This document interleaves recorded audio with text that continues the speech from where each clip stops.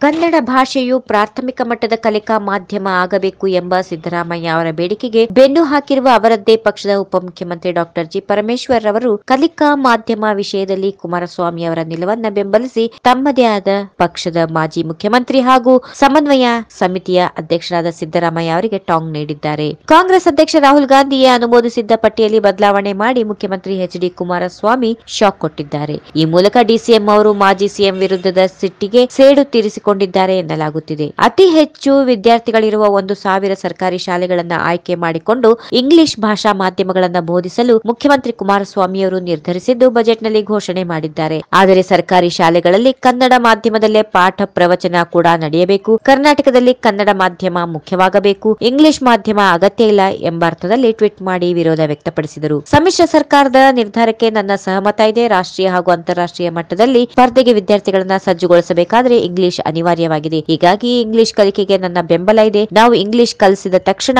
ಕನ್ನಡ ತೆಗೆದುಹಾಕುತ್ತೇವೆ ಎಂದು ಅರ್ಥ ಅಲ್ಲ. ಇಂಗ್ಲಿಷ್ ಜೊತೆಗೆ ಕನ್ನಡವನ್ನ ಹೆಚ್ಚುವರಿಯಾಗಿ ಕಲಿಸುತ್ತೇವೆ ಎಂದು ಹೇಳಿದ್ದಾರೆ. ಕೈ ತಪ್ಪಿದ ನಿಗಮ ಮಂಡಳಿಯಿಂದ ಕೆಂಡಾಮಂಡಲರಾದ ಶಾಸಕರು ಸಿದ್ದರಾಮಯ್ಯಗೆ ದೂರು ನೀಡಿದ್ದಾರೆ. ಇದು 80+38 ಶಾಸಕರನ್ನ ಹೊಂದಿರುವ ಕಾಂಗ್ರೆಸ್ ಜೆಡಿಎಸ್ ಸಮ್ಮಿಶ್ರ ಕೂಟದಲ್ಲಿ ನಡೆಯುತ್ತಿರುವ ಕುರ್ಚಿ ಕಿತ್ತಾಟದ ಸಾರಾಂಶವಾಗಿದೆ. ಸಂಪುಟ ವಿಸ್ತರಣೆ ವೇಳೆಯಲ್ಲಿ 19 ಜನ ಶಾಸಕರಿಗೆ ನಿಗಮ ಮಂಡಳಿ, ಸಂಸದೀಯ ಕಾರ್ಯದರ್ಶಿ ಮತ್ತು ಇತರೆ ಪ್ರಮುಖ ಹುದ್ದೆಗಳನ್ನ ಹಂಚಿ ಕಾಂಗ್ರೆಸ್ ಹೈಕಮಾಂಡ್ ಅಂಕಿತ ಹಾಕಿತ್ತು. ಆದರೆ ಸರ್ಕಾರದ ಕಡೆಯಿಂದ ಅಧಿಕೃತ ಆದೇಶ ಹೊರಡಿಸಬೇಕಿದ್ದ ಕುಮಾರಸ್ವಾಮಿ 14 ಹುದ್ದೆಗಳ ಹಂಚಿಕೆಗಷ್ಟೇ ಸಹಿ ಹಾಕಿದ್ದಾರೆ. ಈ ವಿಡಿಯೋ ನಿಮಗೆ ಇಷ್ಟವಾದಲ್ಲಿ ಲೈಕ್ ಮಾಡಿ, ಶೇರ್ ಮಾಡಿ, ಸಬ್ಸ್ಕ್ರೈಬ್ ಮಾಡಿ.